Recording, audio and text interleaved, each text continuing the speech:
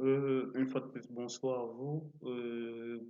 La deuxième leçon en VBA aujourd'hui, nous allons la commencer. Il était question de quoi en VBA aujourd'hui? D'automatiser une opération, un processus. Donc, il était question, premièrement, dans notre classeur sur lequel on travaillait avec Excel tout à l'heure. Voici notre classeur avec des éléments obtenus par recopie. Premièrement, nous ouvrons l'onglet développeur pour Visual Basic. Et ici, nous avons Visual Basic. Nous entrons et nous avons l'interface de codage, l'interface où nous allons saisir nos codes, créer nos objets, ainsi de suite. Donc ici, en VBA, les objets sont différents. Ici, les appellations aussi sont différentes. Comme en Excel, nous avons essayé d'étudier ce que nous allons travailler dessus. Ici, ce que je peux vous dire, c'est que on va beaucoup travailler avec des user forms, premièrement. Deuxièmement, nous allons beaucoup travailler avec des éléments, des éléments de user form, donc, qui sont appelés euh, je sais pas trop, ce qu'ils sont appelés, c'est moi voir, les user forms là. On a des éléments qui sont appelés des contrôles. En fait, des contrôles qui sont là directement. Donc, ceci, c'est un user form. Je viens d'insérer un user form en insertion. Et puis, on met user form. Ça me permet d'insérer un user form. Nous allons beaucoup travailler avec des user forms. Des user forms, c'est quoi? Pour moi, c'est en utilisant un user form que vous allez comprendre réellement ce que c'est. Parce que la définition user form, elle est un peu ambiguë. Parce que déjà, user form est juste une page. Une page, quand vous ouvrez des logiciels, il y a des tonnes de pages à l'intérieur d'un logiciel. Alors, le user form, c'est une page d'un logiciel ou d'une application que vous allez monter. Alors, vous montez vos applications en user form. Et ici, quand vous insérez un user form, ça prend automatiquement le nom user form 1 et directement là, vous avez des contrôles que vous pouvez effectuer sur le user form. Le contrôle, c'est quoi? Un contrôle, c'est un élément qu'on insère dans un user form. Donc ici, parmi les contrôles, vous avez des labels, des test box, vous avez des combo box, vous avez des list box, vous avez des checkbox et des option buttons, toggle buttons, ainsi de suite, des frames et des multi-page. Vous avez des tab scripts, ok, ici. Or, on va travailler avec ces contrôles au fur et à mesure que nous avons avancé. Vous allez comprendre le fonctionnement de chaque contrôle parce que c'est différent, totalement différent. Et lorsque vous double-cliquez sur User Form, par exemple, ici, vous voyez l'éditeur de code. Et là, vous pouvez taper votre code simplement et tout, mais là, on va rien faire dessus. C'est un peu trop complexe pour nous pour le moment. On va pas taper de code, donc on va revenir sur notre User Form. Aujourd'hui, on va pas vraiment faire les User Form, on va plutôt essayer d'automatiser une macro automatique dans Excel. Alors ici, on va essayer de laisser Excel nous aider un peu. Ce qu'on va faire, c'est quoi? C'est que on va supprimer tout ce qui se trouve dans la colonne B. On va supprimer, bon, non, on va pas supprimer, on va supprimer tout ce qui se trouve dans la colonne A, on va supprimer tout ce qui se trouve dans la colonne C. Et puis, on va faire ça par en enregistrant une macro.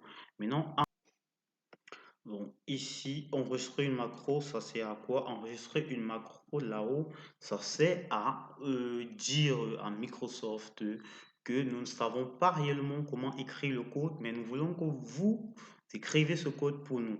Alors nous allons écrire un code automatique, nous allons automatiser une macro. Je vous ai dit, le VBA, c'est un langage de programmation de processus. Nous allons établir un processus maintenant et après, nous allons entrer dans notre code pour voir le code qui a été généré par le processus que nous avons effectué.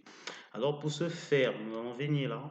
Nous allons dire on va supprimer tout ce qui se trouve dans la colonne A. Nous allons supprimer tout ce qui se trouve dans la colonne C et nous allons copier ce qui se trouve dans la colonne B pour mettre dans la colonne A et copier ce qui se trouve dans la colonne D pour mettre dans la colonne C. Alors allons-y, pour ce faire, voilà, nous allons commencer. Nous allons venir sur enregistrer une macro. Enregistrer une macro, nous cliquons dessus et là, on donne le nom de la macro. Je vais mettre ça macro test. Donc, ils ont mis macro 1, moi je vais mettre macro test. Vous pouvez mettre le nom que vous voulez, macro test, voilà, comme vous voyez là, macro test. Alors, on tape sur entrée et puis directement Ce nom incorrect, on va faire un petit truc là, on va dire il n'y a pas de, vraiment pas de d'espace là, une petite erreur, macro test, d'accord? Macro test, on va faire ceci, on va dire que macro, bon, on va appeler macro 1, ok, d'accord. Ici, on va commencer par, attention, dès maintenant, tout ce que vous allez faire sera enregistré. Donc, attention à où vous cliquez, n'importe comment et tout. Faites très attention, faites uniquement ce qui doit être fait automatiquement. Donc, nous allons commencer par sélectionner toute la colonne A. Et nous allons cliquer sur supprimer sur notre clavier, où nous allons venir à droite et mettre supprimer. Ouais, directement, oh, petite erreur là, on ne va pas faire ça. On devrait venir ici, on va dire que on supprime tout ce qui se trouve dedans. Bon, sinon, on va supprimer tout ce qui se trouve dedans. D'accord? On clique sur supprimer, sur delete sur notre clavier. Nous venons à la colonne C et en cliquant, on appuie sur delete. Delete sur votre clavier, le bouton delete, le bouton sup. Donc ça supprime le tout et puis voilà, voilà ce qui se passe. Et puis ce qu'on va faire ensuite, c'est copier tout ce qui se trouve dans la colonne B et le coller dans la colonne A. On va copier là, on vient ici et on va mettre CTRL V qui est collé. Je rappelle, pour copier, on appuie CTRL C et pour coller, c'est CTRL V. On sélectionne la colonne et on colle. D'accord, voilà le travail effectué.